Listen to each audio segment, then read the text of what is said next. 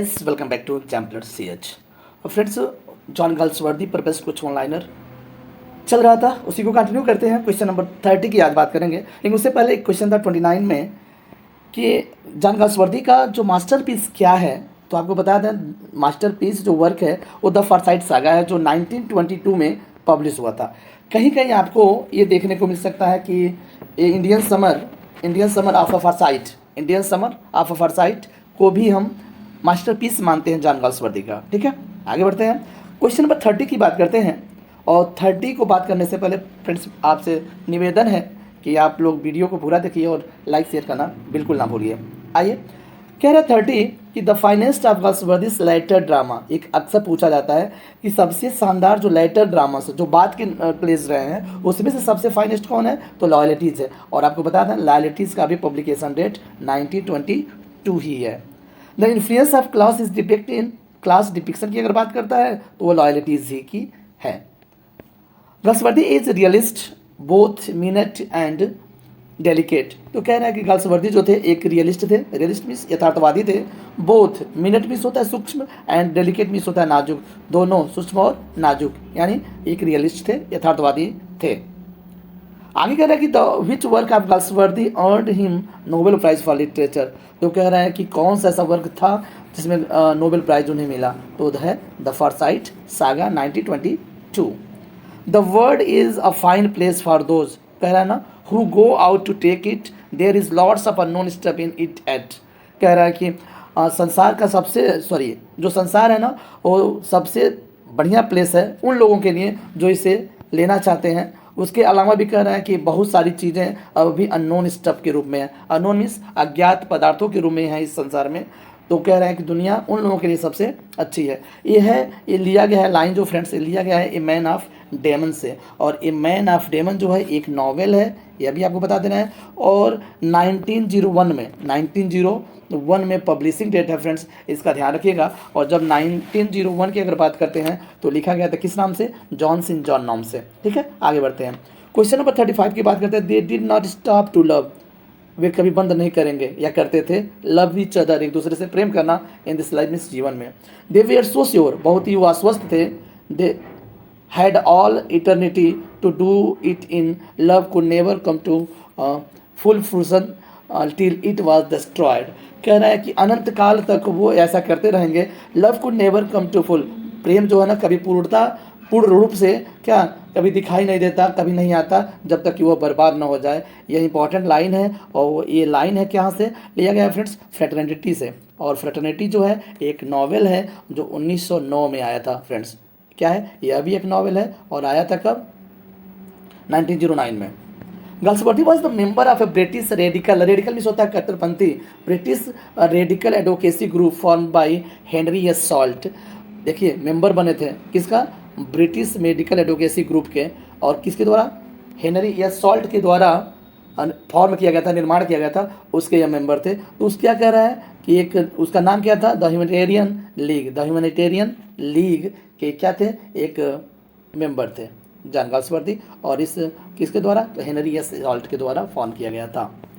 The value of sentiment, कह रहा sentiments भावना का जो महत्व है, वैल्यू है, मूल्य है, is the amount of sacrifice, यानी किसका अमाउंट के बराबर है, सेक्रीफाइस के अमाउंट के बराबर है भावना का value. You are prepare to make it, और आपको ही क्या करना है, इसके लिए हमेशा हमेशा के लिए तैयार होना पड़ेगा। यह लिया गया लाइन फ्रेंड्स विंडोज़ से। और विंडोज़ जो है यह भी एक नावल है, क्या है, यह भी एक नावल है और आया था कब, 1922 में, ध्यान रखिएगा।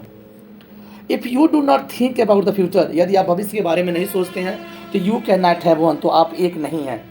अर्थात आपको हमेशा भविष्य के बारे में सोचते रहना चाहिए। ये इंपॉर्टेंट लाइन है फ्रेंड, स्वान सॉन्ग से लिया गया है। और स्वान सॉन्ग भी एक नावल है, ठीक है, नावल है, आया था 1928 में आया था friends. If you do not think about the future. One's eyes are what one is, कह रहा है कि एक की आँखें, किसी व्यक्ति की आँखें वह एक हैं। One's mouth what one becomes, और एक का जो मुंह है ना वो जो हो जाता है। यह लाइन देखिए फ्लावरिंग वाइल्डनेस से लिया गया है, इंपॉर्टेंट लाइन है। One's eyes are what one is, one's mouth what one's becomes. और यह फ्रेंड्स फ्लावरिंग वाइल्डनेस से लिया गया है, 1932 में यह पब्लिश हुआ था और यह भी एक नावल है। क्वेश्चन नंबर 40 की बात करते हैं कि there is just one rule for politicians. राजनेताओं के लिए सिर्फ एक रूल होता है ऑल ओवर द वर्ल्ड, सभी संसार मतलब पूरे संसार में। डोंट से इन पावर, यानी वो कुछ नहीं कहते, जब शक्ति में होते हैं ना, पावर में होते हैं तो कुछ नहीं कहते हैं।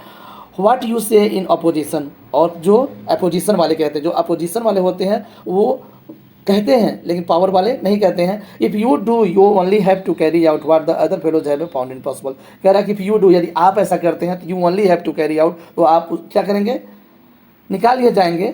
What is the other fellows have found impossible, जो आप करते हैं अन्य लोगों के लिए इम्पॉसिबल होगा। ये लाइन है फ्रेंड्स फ्लावरिंग वाइल्डरनेस से ही लिया गया है। आपको मैंने ऊपर बताया है कि 1932 में यह पब्लिश हुआ था और एक प्रकार का यह भी नॉवेल है। डन। कोटेशन फ्रेंड्स थोड़ा सा बड़ा है लेकिन ध्यान रखिएगा, एक बार पढ़िएगा, इजी है। Art is the great and universal refreshment for art is never dogmatic. कह रहा है कि art is the great and universal refreshment, यानी महान और एक सार्वभौमिक ताजगी है कला।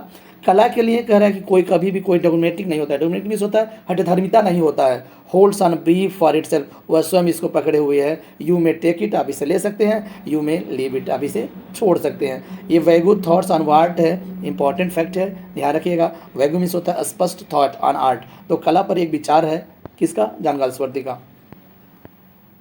The beginnings and endings of all human undertakings, जितने भी मानव के कार्य हैं उनका शुरुआत और उनका अंत जो होता है ये अस्त व्यस्त होता है, अस्थिर होता है, अनस्टेडी, अस्थिर होता है। द बिल्डिंग ऑफ हाउस, जैसे मकान का, घर का मकान बनवाना।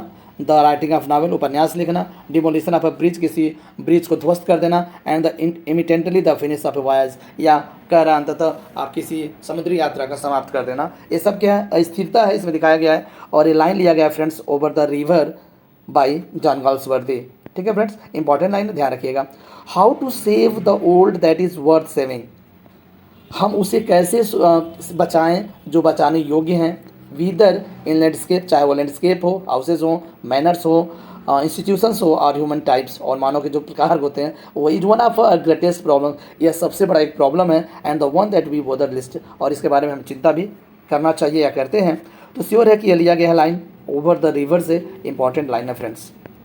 Art is one from form of human energy, कह रहे कला जो है ना मानव का क्या है, मानव ऊर्जा का एक रूप है, मानव ऊर्जा का एक रूप है इन द होल वर्ल्ड, पूरे संसार में। Which really works for union, जो क्या किसके लिए काम करता है, संघ के लिए, यूनियन है, एकता के लिए काम करता है। And destroys the barriers between man and man, और किसको नष्ट करता है, व्यक्तियों के बीच में से जो बैरियर हैं, जो बाधाएँ हैं, जो बाधाएं हैं, उनको दूर करने की कोशिश करता है, समाप्त करने की कोशिश करता है। किसके बारे में बात कर रहा है, तो आर्ट के बारे में।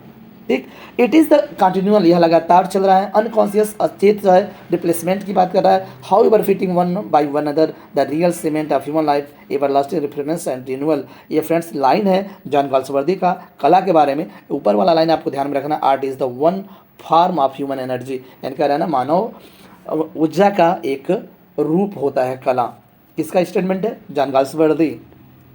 He is but a poor philosopher, वह एक गरीब दार्शनिक है। Who holds A view so narrow, जो अपने पुराने विचारों को, बहुत ही संकुचित विचारों को रखा हुआ है। As exclude forms not to his personal taste, और क्या कर रहा है, अपने पर्सनल टेस्ट के लिए नहीं। तो वो कौन है, जॉन गाल्सवर्दी का स्टेटमेंट है, ध्यान रखिएगा। रिलीजन वॉज नियरली डेड, कह रहा है ना धर्म जो है लगभग मरने वाला है, क्योंकि there was no longer real belief in future life, क्योंकि भविष्य में इस तरह की कोई भी वास्तविक विश्वास नहीं होगा धर्म के प्रति। इसलिए कह रहा है कि जो धर्म है ना वो लगभग मरने वाला है। But something was struggling to take it place, लेकिन कुछ न कुछ इसको स्थान लेने की कोशिश कर रहा है, संघर्ष कर रहा है। जैसे service, social service, the ends creed, the bees creed, who said, तो इसने किसने बोला है, जॉन गाल्सवर्दी ने बोला है। इंपॉर्टेंट लाइन है, रिलीजन से संबंधित लाइन है कि वो रिलीजन अब धीरे धीरे समाप्त होने वाला है और उसके जगह पर कुछ नया रूप लेगा। ठीक है,